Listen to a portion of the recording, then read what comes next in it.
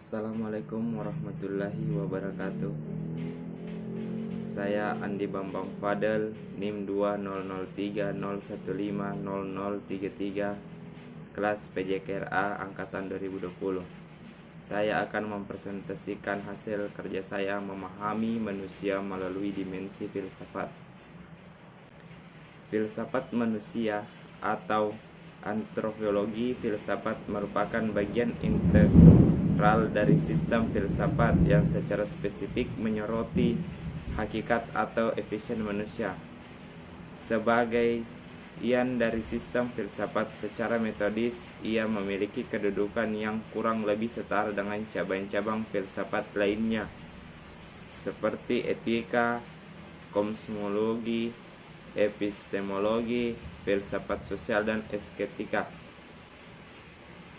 Manusia merupakan makhluk ciptaan Allah Subhanahu wa Ta'ala yang paling sempurna karena manusia dibekali berbagai kelebihan dibanding dengan makhluk lain, yaitu kelebihannya sifat dasar, iblis, taat, patuh, tunduk atau sifat dasar malaikat, dan akal, sifat keistimewaan manusia.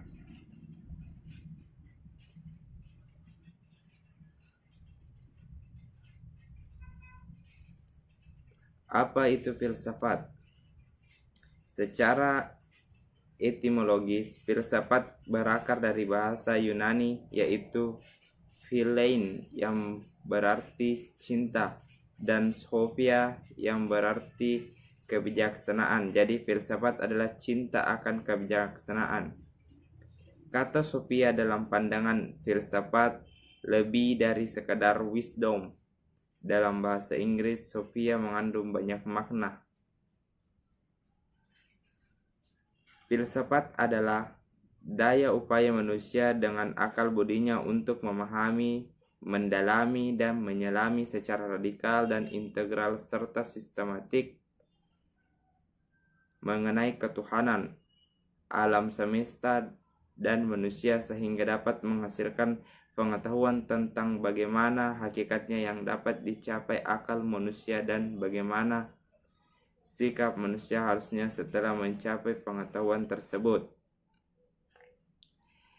Eksistensi manusia sebagai individu ada 3, yaitu tahap estetis, tahap etis, dan ketiga tahap religius. Hakikat manusia dalam pandangan filsafat. Para ahli fikir dan ahli filsafat memberikan sebutan kepada manusia sesuai dengan kemampuan yang dapat dilakukan manusia di bumi ini. Manusia adalah Homo sapiens, artinya makhluk yang mempunyai budi.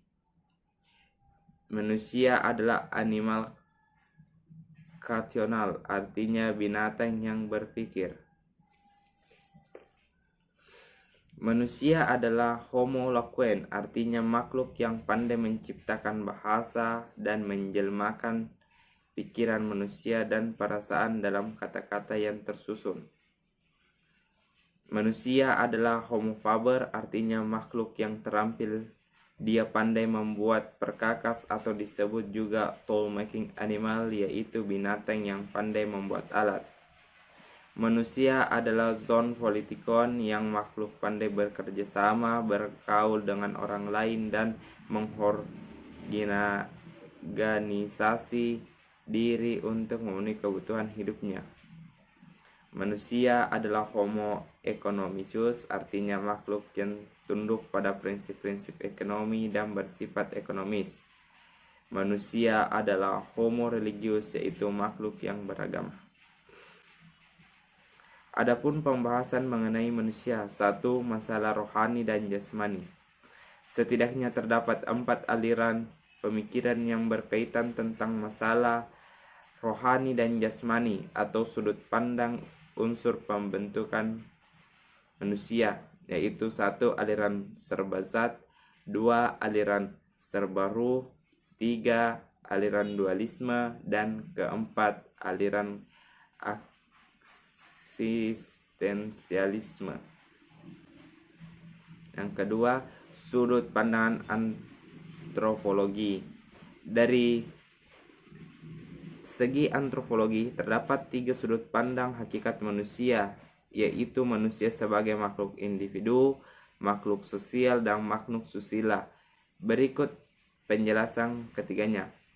Manusia sebagai makhluk individu atau individual being. Yang kedua, manusia sebagai makhluk sosial atau social being.